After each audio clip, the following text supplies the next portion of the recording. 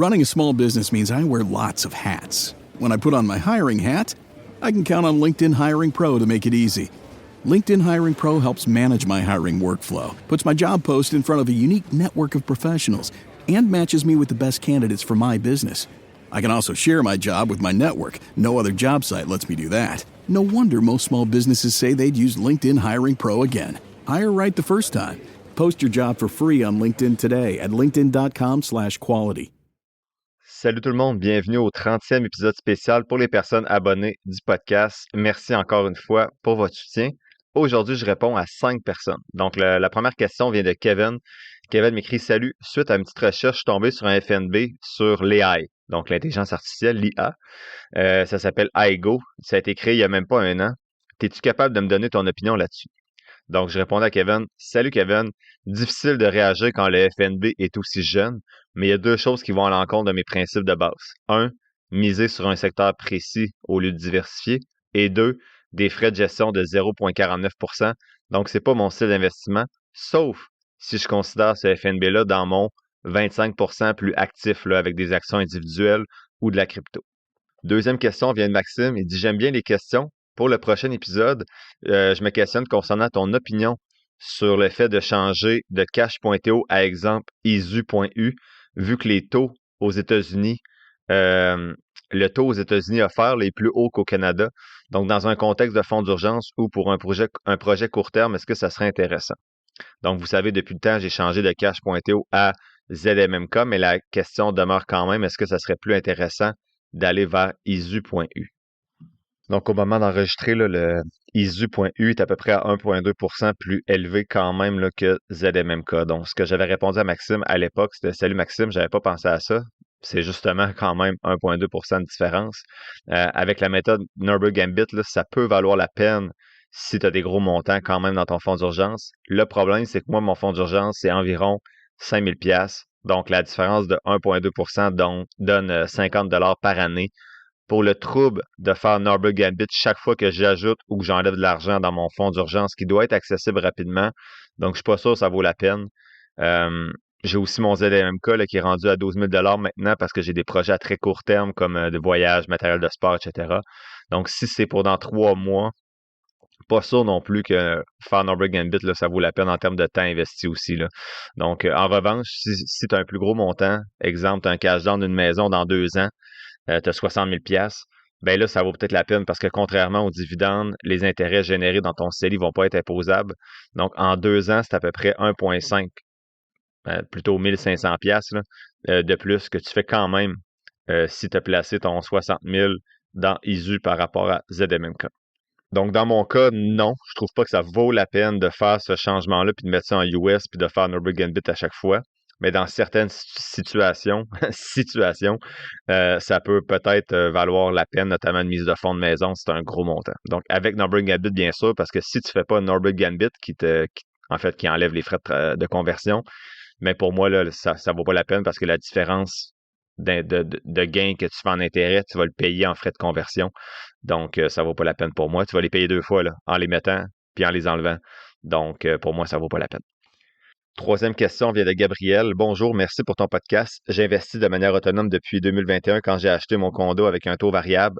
C'était ma manière de prendre le contrôle sur quelque chose versus ce sur quoi je pouvais pas, donc le taux d'intérêt. Je cherche à acheter un Plex dans les prochaines années. Je suis pas mal investi. Je suis pas mal investi avec un portefeuille modéré, donc son profil est 60% actions, 40% obligations de manière autogérée sur Wealthsimple. Mais également en sélectionnant des FNB 60-40. Donc, ce que je comprends, c'est qu'il y a un robot conseiller là, qui investit tout seul dans un 60-40, mais lui aussi sélectionne des FNB 60-40. Donc, je suis rendu là dans ma lecture. Le tout en série. Ma question est assez triviale, mais est-ce que la manière simple de changer de profil de risque, plus je m'approche du but, c'est simplement de tout vendre ces FNB 60-40 pour immédiatement acheter, par exemple, un FNB 40-60? Et sa deuxième portion de question, c'est il me semble avoir déjà lu que Wealthsimple se faisait une cote sur le cours vendeur-acheteur, d'où l'absence de frais. C'est-tu le cas? Si oui, est-ce qu'il faut éviter de vouloir changer de profil aux 2-3 mois?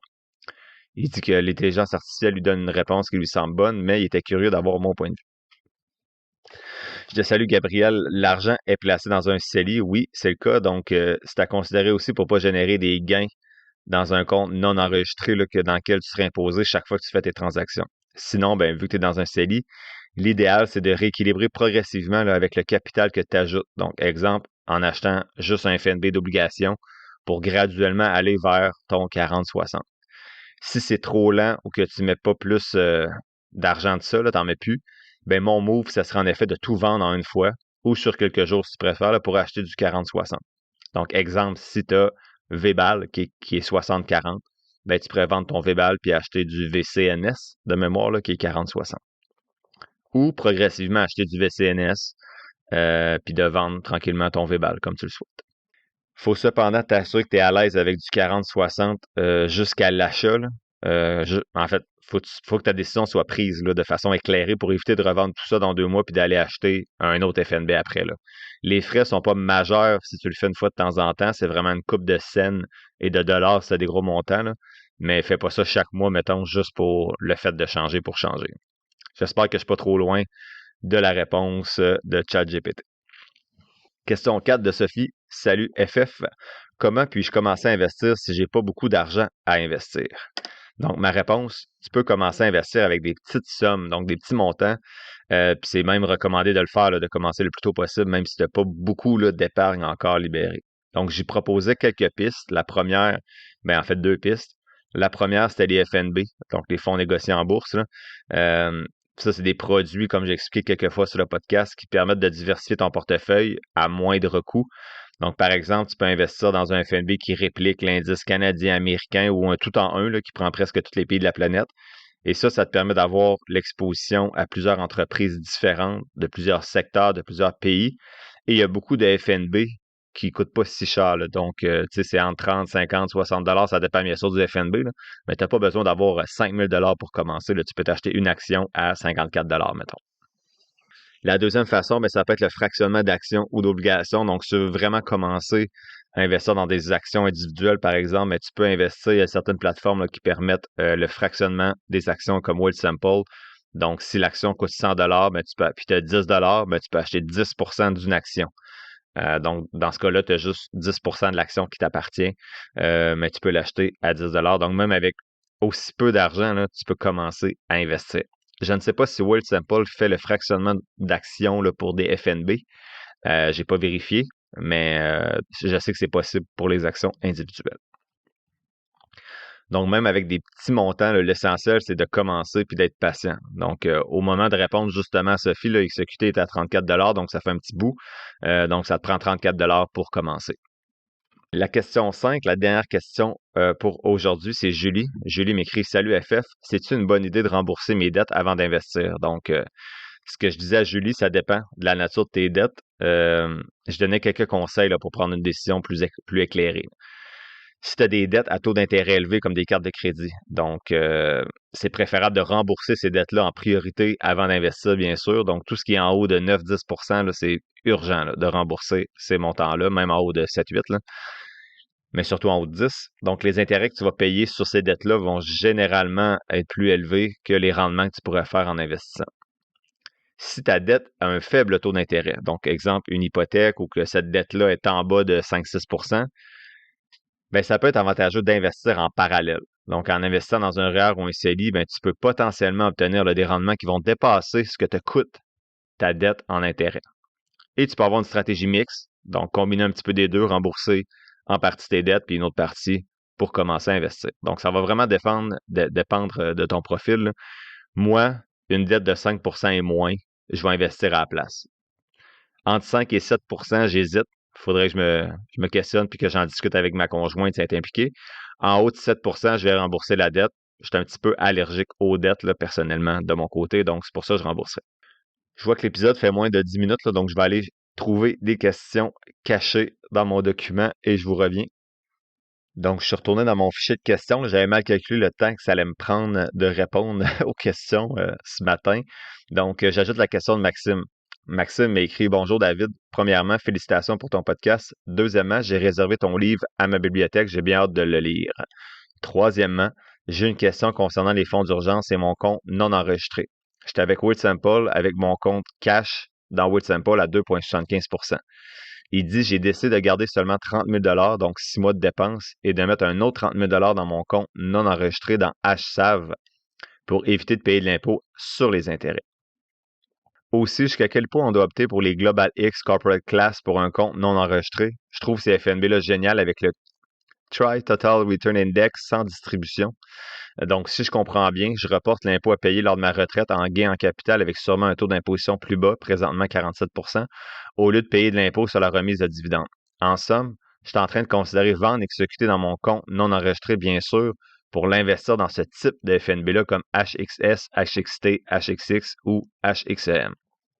Donc, en gros, là, Maxime, un fonds d'urgence dans son compte non enregistré, puis il dit qu'il y a ça dans HSAV. C'est un produit GlobalX. Puis ce genre de produit-là, avant, permettait de reporter. En fait, il n'y avait pas de distribution. Là, tu ne recevais pas d'intérêt. C'était comme transformé en gain en capital.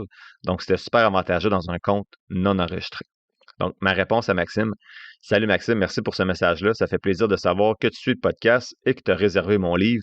J'espère sincèrement qu'il va t'apporter des pistes de réflexion utiles.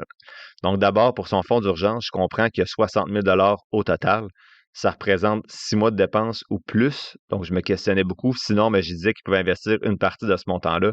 Dans tous les cas, sa question portait principalement sur les produits GlobalX comme HSAV, HXS, etc. Donc, ces produits-là fonctionnent avec des swaps. Donc, un swap, c'est un contrat entre deux parties, dans ce cas-là, là, entre le FNB GlobalX et une banque canadienne. Donc, le FNB promet un rendement souvent très faible ou nul sur des actifs sûrs, là, comme des obligations à court terme. Et la banque, en échange, promet de payer au FNB exactement le rendement de l'indice ciblé. Donc, par exemple, le SP500, le TSX, etc. Donc, je vais faire un exemple simple avec HXX, là, HXS, qui réplique le SP500. Donc, HXS ne détient pas directement les actions du SP500. Il va plutôt détenir des actifs sûrs, donc soit de la liquidité ou des obligations très stables. Et avec le biais d'un contrat de swap qu'on appelle, la banque va s'engager à verser le rendement total du SP500 à HXS, y compris les dividendes, et en retour, HXS va transférer le rendement de ses propres actifs à la banque. Donc, mettons que tu as un produit, un FNB là, global là, qui suivait le SP500 sur un an. L'hypothèse, on va dire que tu as investi 100 000 $. Le rendement du SP500 est 10 8 à gain capital, 2 en dividende.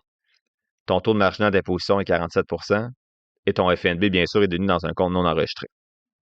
L'option A, si on irait plutôt avec VFV, qui est un FNB traditionnel qui suit le SP500 en canadien, tu aurais eu 8 000 $ de gain en capital, tu aurais eu 2 000 $ de dividendes reçus, donc tu aurais été imposé à 47 sur ce dividende-là, donc tu aurais perdu 940 $. Donc, après les impôts à la fin de l'année avec VFV, tu aurais 109 060 $. Donc, même si tu ne vends pas le FNB, tu es imposé sur les dividendes chaque année parce que c'est dans un compte non enregistré. Si tu y vas avec HXS, tu as encore 100 000 investis plutôt, pas 10 000. La valeur du FNB HXS a augmenté de 10 000 $. Tu n'as pas reçu de dividendes parce qu'ils ne versent pas de dividendes.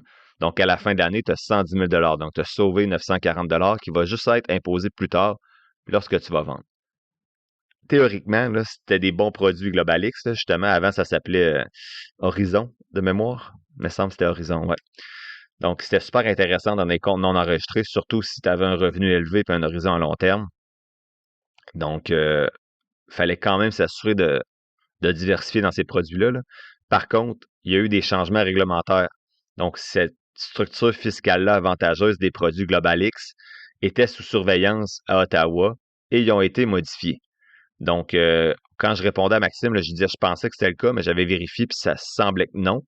Mais par contre, à l'époque, j'aurais dit oui, assurément, c'est les meilleurs produits dans un compte non enregistré. Maintenant, les produits GlobalX ne peuvent plus faire la stratégie fiscale de swap qu'ils faisaient avant. Donc, les produits sont rendus les mêmes que XEQT, Vanguard, iShare, tout ça. Là, c'est rendu toute la même chose, Fidelity, BMO. Donc, GlobalX n'ont plus le droit de faire cette stratégie de swap-là. Ça a été réglementé par Ottawa. Donc, oui, c'était super intéressant avant dans les comptes non enregistrés, mais maintenant, c'est un produit comme un autre. Tu profites plus d'avantages fiscaux dans ton compte non enregistré. Donc, merci tout le monde d'avoir écouté ce 30e épisode déjà des abonnés. Puis on se revoit mardi prochain pour l'épisode régulier. Ciao, ciao. Your team just added its 67th AI tool, and also your 67th security blind spot. The good news? The Vanta agent works like a GRC engineer in the background, finding every app your team uses, scoring the risk, and drafting fixes for you. Vanta is the platform used by over 16,000 fast-moving companies like Ramp, Cursor, and Harvey, who are shaping the future with AI and staying ahead of AI risk. Get started at Vanta.com.